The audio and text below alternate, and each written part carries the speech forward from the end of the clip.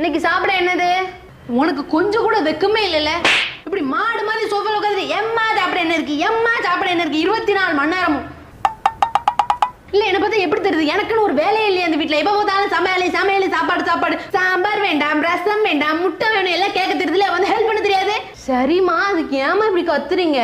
போற வீட்டுல உன் மாமியார் மாவாட்ட வைக்க போறா, அப்ப தெரியும் என்னோட அருமை உனக்கு. காலையில இருந்து ராத்திரி வரைக்கும் சமையல் சமையல் சமையல் செஞ்சு செத்துடணும். சரிம்மா, எனக்கு புரியுதுமா, ஒன்னும் பிரச்சனை இல்லை. நம்ம ஏதாவது ஆர்டர் பண்ணி சாப்பிட்டுக்கலாம், இருங்க. ஓ, நீ அப்படி வாரியா? அந்த செத்து போன தாத்தா மேல சத்தியமா சொல்றேன், நீ உருப்படவே மாட்டேன். கொஞ்சம் கேப் கிடைச்ச போதுமே ஸ்விக்கில ஆர்டர் பண்ணுமா, சொமேட்டோ ஆர்டர் பண்ணுமா, இப்படி தின்னு தான் முட்டை போன மாதிரி ஆயிருக்கேன். A few minutes later. ஏதோ நீ தோசை சுட்டுருக்க, வந்து எடுத்துக்கோ.